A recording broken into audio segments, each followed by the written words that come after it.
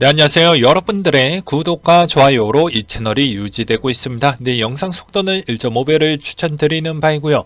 네, 이번 내용은 라이트코인 반감기가 얼마 남지 않아서 라이트코인 반감기 관련 소식과 그 다음에 메사리 직원들이 갖고 있는 코인 보유량 리스트를 또 준비를 했고요. 그리고 삼성 관련된 소식하고 각 거래소, FTX, 그 다음에 바이낸스 이런 관련 소식을 또 준비를 했으니 재밌게 잘 봐주시면 감사하겠습니다. 일단 라이트코인 반감기 일정을 먼저 보도록 하겠는데요. 반감기가 23년 8월 달에 예정이 잡혀져 있습니다. 과거 반감기 때에 따른 효과를 보게 되면 120일 동안 820% 올랐고요. 두 번째 반감기 때는 243일 동안 550% 상승을 기록을 했던 부분이 있기 때문에 과거 기반에 있는 기록 추이가 계속 반복을 해왔으니 이번에도 마찬가지로 그런 현상이 이루어질 확률이 매우 높다라고 보는 입장입니다. 여기서도 보시게 되면 자, 반감기가 대략 6개월 전 때부터 상승세가 시작했던 부분이 좀 많이 있었기 때문에 그러하죠. 네. 그렇기 때문에 아무래도 반감기 이전에 또 봉착하기 이전에 좋은 효과를 보여줄 수 있는 가능성이 여전히 열려져 있다. 단 조건은 또 이렇게 또 반론할 수도 있겠죠. 기존에는 그만큼 유동성이 그렇게 많이 있지 않았으니까 호가를 많이 올릴 수가 있었다라는 주장과 그 다음에 지금은 그렇게까지 많이 반감기에 있는 효과를 보지 못할 것이다. 라고 이렇게 보시는 분들도 있습니다. 근데 저는 오히려 이 시점에서는 이렇게 보는 게 맞지 않을까라고 생각을 하는데 어차피 우리는 돈 벌려고 투자하는 거 아니겠습니까? 적게 벌든 크게 벌든 돈 벌 수 있는 범위가 일단 있다라는 것에 초점을 맞춰서 보시는 걸 좀 말씀을 드리고 싶어요.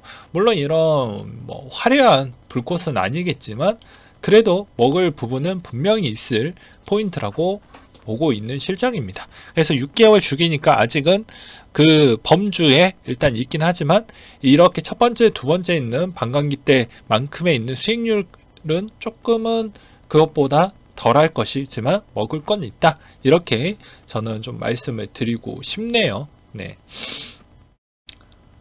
그 다음으로 또 보게 되면 이번에 옵션 거래소 그룹원이 마이크로 스트래티지 지분을 인수를 했다고 합니다. 그러니까 차근차근 무언가가 계속 진행이 되어가고 있다는 걸 우리는 좀 알아야 되겠죠.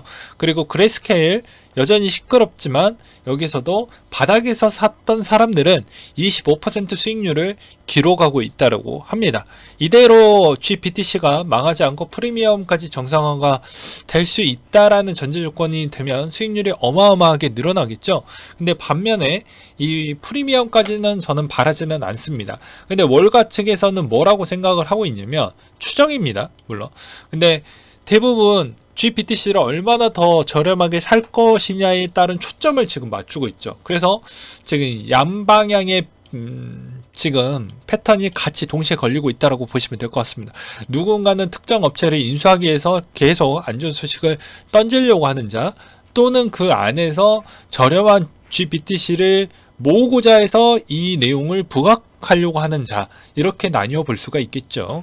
그래서 최근에 이제 그레이스케일 부도 임박했다 이런 이야기가 계속 나오고 있지만 여러분들이 이게 부도가 났다고 해서 저는 제 생각에는 비트코인에 그렇게 큰 영향을 준다라고 보기에는 좀 애매하다. 그리고 만약에 준다라고 해도 그 일시적인 낙폭이 나왔을 경우에는 주춤하는 절호의 기회가 될 것 같다라고 저는 말씀을 드리고 싶습니다. 왜냐하면 아까 말씀드렸다시피 첫 번째 구간, 두 번째 구간 다 목표가 똑같잖아요. 어차피 GBTC를 싸게 매입하든지 그 업체를 인수하기 위한 그런 속도로 접근을 했다라는 것을 꼭 유념하셔야 된다라는 것입니다.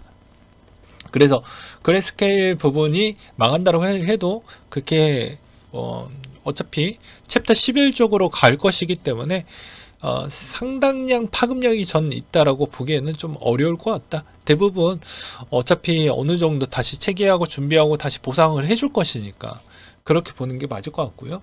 그 다음에 중국이 암호화폐를 배척한 적이 없다.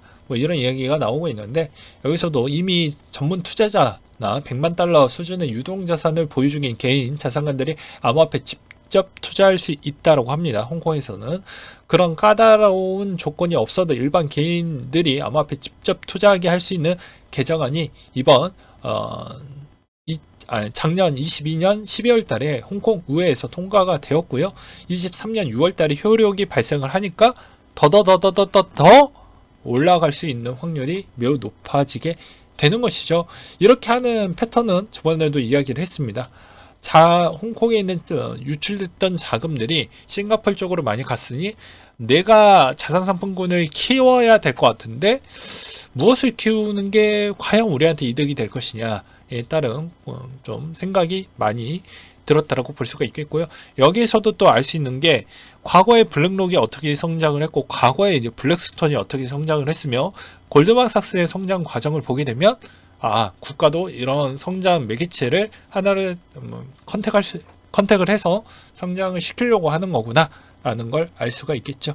그 다음에 4명 이상의 보유한 코인들이라고 해서 메사리 직원들이 매수한 코인 리스트 중을 보게 되면 대부분 이더리움이 가장 높고요. 그 다음에 비트코인, 폴리곤, 솔라나, 아베, 랜더, 로켓풀, 아카시라고 합니다.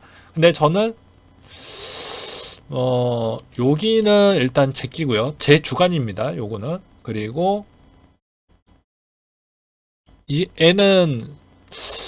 솔라나 같은 경우에는 좀 회복하기가 좀 더딜 것 같아서 일단 제끼고요. 요렇게 4개 정도가 조금은 유망하지 않을까라고 보는 입장입니다. 그 다음으로 여전히 금리 지겹고 이제 질릴 정도로 들었던 내용 중에 하나인데요. 2023년도 금리 시즌도 이제 1월 마지막 주 때부터 시작을 합니다. 그 진입 경로에 있고요. 이제는 25bp를 몇 번 할 것이냐가 중요한 관점으로 보시면 될 것 같고 이번에 다보스 포럼에서도 분명히 크립토 관련된 소식이 나올 것인데 그게 16일부터 20일까지 스위스 다보스에서 2,700명 대상으로 여러 가지 이야기를 하는 부분인데 어떤 이야기가 나올지도 우리도 좀 기초를 해볼 필요성이 있겠거니와 그 다음으로 삼성 네스트 펀드 FTX 주식 44만 주 보유를 확인을 했다라고 하는데요. 저는 이 내용을 보면서 어떤 생각이 좀 들었냐면 FTX가 챕터 11로 가면서 회생 절차 속도가 좀 더 잘 나오고 있는 실정입니다. 대부분 압류를 더 쉽게 하는 것 같다라고 생각이 들고요. 전문가를 영입을 해서 또 그 회생 전문가에 따른 실적도 좀 잘 나와주고 있고요. 그 다음에 이때까지 압류했던 자산도 대략 한 50억 달러 정도는 벌써 만들어졌다라고 하니까 실질적으로 FTX에서 추가적인 악재 규모는 거의 다 정리가 됐다라고 저는 생각을 하는 바입니다. 근데 여기서 또 알 수 있는 건 이렇게 대형에 있는 규모 있는 그런 기업들과 기관들이 돈을 넣었기 때문에 이 돈이 꽁돈이 아니라는 거예요. 내 돈이 물렸으니까 이거 어떻게 해서는 처리할 수 있는 대상자를 잘 집어 넣었고 그 사람들이 이렇게 하니까 어떻게 보면 내 돈을 빨리빨리 어떻게 좀 구성했던 게 큰 돈들이 들어왔던 자금들이 좀 있으니 좀 처리가 수월하게 되어가고 있다라고 저는 좀 생각을 하는 바입니다. 예. 그래서 저런 기사 나오면 이게 이런 형태로 좀 볼 수도 있겠거니라고 보시기 바라겠고요. 후비가 이제 방금 공식 사이트에서 올라왔던 내용인데요. 보게 되면 33종 코인 상장 폐지가 이루어진다라고 합니다. 그 다음으로 삼성자산운용 비트코인 선물 액티브 ETF 홍콩에 상장했다라고 하는데요. 이게 티커명이 4135인가요? 아마 그럴 겁니다. 근데 여기서 보게 되면 CME 비트코인 선물로 주로 투자하며 경우에 따라 CME 마이크로 비트코인 선물에도 일부 투자하는 형태로 진행이 된다라고 되어져 있습니다. 그래서 해킹이나 파산 어렵죠? 힘들죠? 그리고 개인지가 어떻게 만드는 거 어렵죠?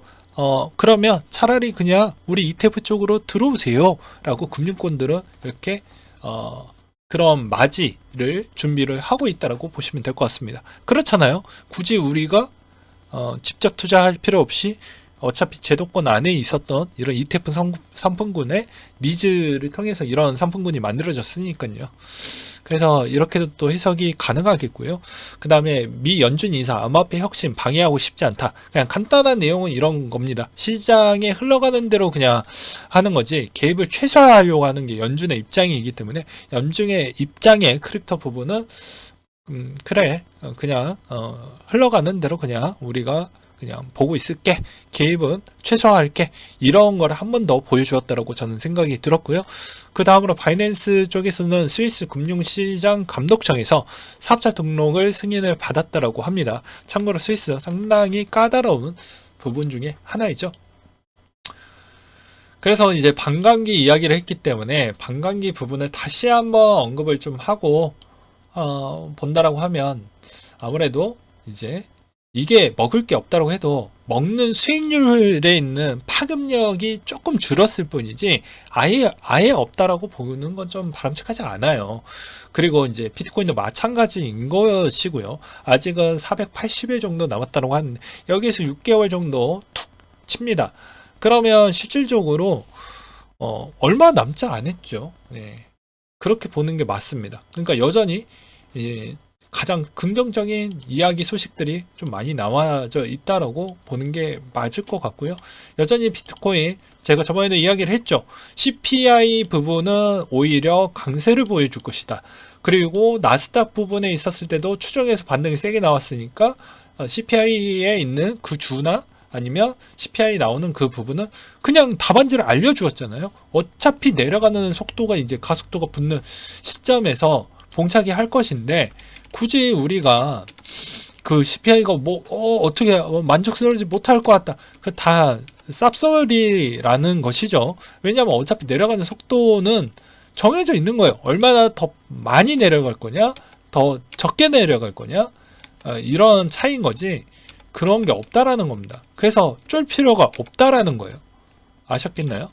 그래서 그런 이야기를 좀 했다라고 보시면 될 것 같습니다. 그래서 이번에도 마찬가지로 CPI가 끝나면 일시적인 조정은 조금 나올 수는 있지만 1분기 부분에 있는 CPI는 만족스러운 결과가 나올 수밖에 없다. 그 근거도 왜 그러냐면 중국이 코로나로 아직 회복하려면 1분기를 통째로 좀 날려야 됩니다. 그럼 이때까지 생산이나 물론 이제 이것도 공급도 같이 봐야 되지만 이제 수요와 공급에서 공급량이 해줄 수 있는 생산 능력이 좀 떨어졌기 때문에 원자재 가격이 그렇게 많이 못 올라가는 형태이고 원유 가격이나 가스 가격 부분도 어떻게 보면 중국 친구들이 좀 많이 도와줬다라고 볼 수가 있게 되는 것이죠. 그리고 그 다음으로는 또 기후 영향에서도 유럽, 미국은 이제 주마다 조금은 차이가 있겠지만 대부분 유럽에 있는 문제점으로 기출해서 보게 되면 생각보다 그렇게 춥지 않았어요. 제 아는 친구한테 물어보니까 춥지 않는다라고 하더라고요.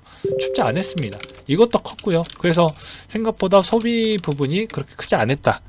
자극을 많이 주지 않았다라는 것이 좀 되겠고요.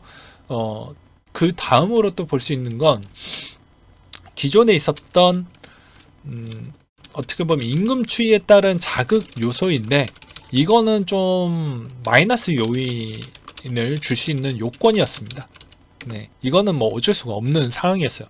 이것도 좀 기대감이 있었는데 생각보다 마이너스 요인으로 그냥 계속 갈 수밖에 없었다라고 보는 게 맞을 것 같고, 그리고 소비에 있는 심리가 생각보다 많이 위축기가 됐고 저축률 추이도 과거 이제 6월 달이 이제 거의 정점이고 이제 마이너스 추이로 돌아가는데 이게 좀 더 앞당겨질 것 같다라고 생각이 들었기 때문입니다. 그래서 종합적인 툴에서 보게 되면 CPI가 드라마틱하게 떨어지는 구간대가 1분기가 맞긴 할 것 같아요. 그래서 1분기 때까지는 대략적으로 중국이라는 큰 나라가 그만큼 어느 정도 생산성이 많이 둔화가 됐기 때문에 중국에 따른 효과로 인해서 좀 좋아질 수는 있겠지만 반면에 이제 실적이 나오는 시점이 나오게 되면 그리고 국가의 여러 가지 이제 중국의 GDP 같은 거 공개가 되었을 때 또 일부 영향이 있습니다. 그러니까 이게 되게 예민한 친구예요. 되게 예민합니다. 그러니까 발표할 때마다 분명 위험 자산에 있는 그런 자산군들은 엄청 미세하게 움직일 겁니다. 그래서 1분기는 거의 확정적이다. 그 대신 2분기 때부터는 어떻게 될지 모르겠다. 그래서 봄날부터 6월달 요 사이가 상당히 예측하기가 어려운 구간대일 것 같은데, 그때는 또 그때 가서 한번 좀 해석을 해보는 입장으로 보시고, 오늘은 여기까지 준비를 했으니 잘 참고하시기 바라겠습니다. 그리고 저는 매입을 해서 지금 어떻게 보면 지금도 평단을 좀 많이 낮췄고요. 그러면서 또 많이 올라오니까 저도 기분이 나쁘진 않네요. 네, 이상으로 마치도록 하겠습니다.